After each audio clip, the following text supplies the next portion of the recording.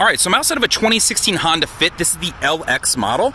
It's going to share a lot of the same capabilities even in a 19 you would see, but I just want to show you a couple things. So I'll start you actually at the back. Let's show you that first because the back's going to be same in a lot of the models. So you have your cargo space standard setup with a 60-40 split, right?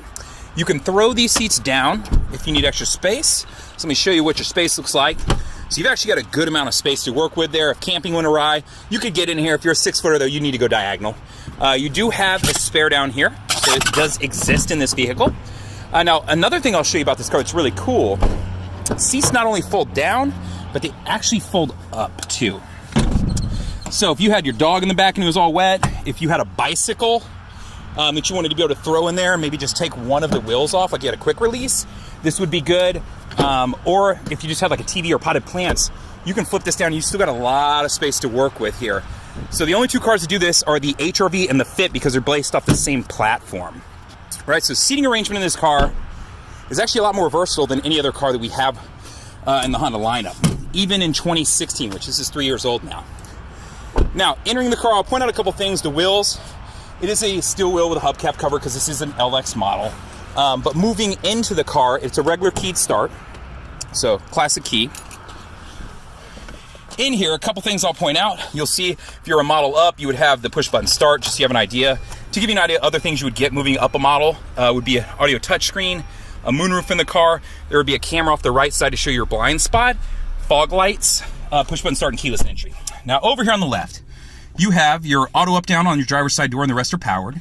Your door locks, your window locks, and then your mirror controls, left and right, and then adjust on the pad. One thing that's been indicative of this car for years is that cup holder right there. If you talk to anybody who owns a Fit, they really like that because it'll keep your drink cool if it's on cold, it'll keep it hot if you have it on hot, and it's just easy to reach. It's nice and high for you, so a lot of people like that.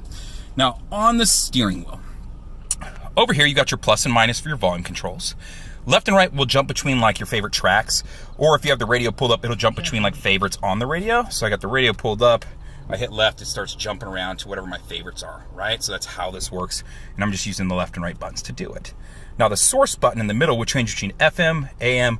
Right now that's the only two things I've hooked up. If I had the USB hooked up or Bluetooth, it would toggle between those two. So that's using the source button right here.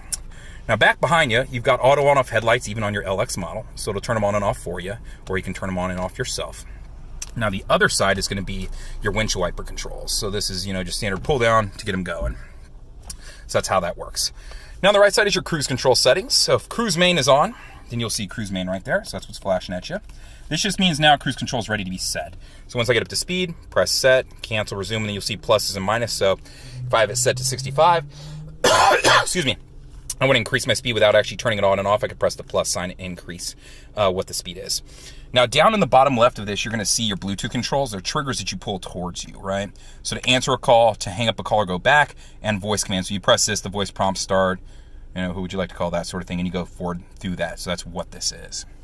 Now down here on the dash, I didn't point out these earlier, vehicle stability assist. This works with your traction control. So in the event that you go into a skid, it'll transfer power to whichever wheel is getting better traction to help correct for the skid. Above that is the Econ button. Whenever you turn this on, you're going to see a green leaf pop on up there, right? So Econ button. This will improve gas mileage, but in doing so, you're going to give up some things. It's going to limit your AC on how much output it has, and it's going to affect your accelerator as far as how much takeoff and go you have. So it's going to limit some things. So that's the Econ button right there. Now moving over to the dash, I'll show you, it's a classic radio setup.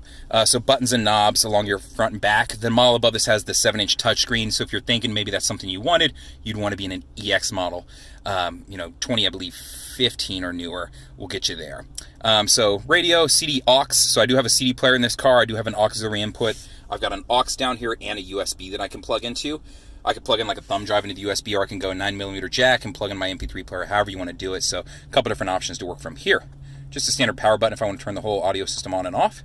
Jumping between tracks, whether it's something I'm streaming, something I'm listening to on the CD player, any of your options. Setting up favorites on the radio, so when you get there, you just find a station you want, press and hold. So nothing to it. Setting up a favorite's not hard. Now 1 is set to 1, right? Bluetooth, if you've never connected up a phone, you can press the button. It'll prompt you, would you like to add a new phone? And then scroll down, select yes, and move forward. So that's just how you do it. Pretty easy and simple to do. Some other options in here, settings right here. If you needed to add a secondary phone, this is how you would do it. So just so you know, in case you needed to add a second or third phone, because multiple people are going to be driving your car. So that's how this works. Now right here is going to be your equalizer controls. So you can toggle down and then select into the one you want. So I have them all set to, you know, just general settings right now, but you can play with that and get them to whatever you need them to be at. AC controls, so air, hot or cold, and then where I want that air to go. And then I can recycle the air or have fresh air coming in, my rear defrost, and make sure my AC is actually on. Down below, you'll see I have a 12-volt power outlet. I have the auxiliary input and a USB. Then I've got cup holders and some storage down here. My handbrake is pretty simple. You just, you know, it's a handbrake. You guys can figure that part out. I do have a storage unit, so I have some extra storage, and then I have another power outlet in there. So if I need to charge something, I've got a cigarette lighter to do it from too. And then, you know, normal new car stuff is what I call this stuff. You know, all of them come with this black interior that you're seeing right here. That's just indicative of the fit. So you're not going to see like a gray or a tan or anything in the fit. So just be aware of that if you're looking at one of these older models, whether it be a 16, 17, 18, even the 19s, it's the same thing. So this is a Milano red with the black interior. This is an LX 2016. If you have any questions, feel free to comment on the YouTube video. I'm usually pretty good about getting back that way. Other than that, hope you're doing well. Look forward to hearing from you. Thanks.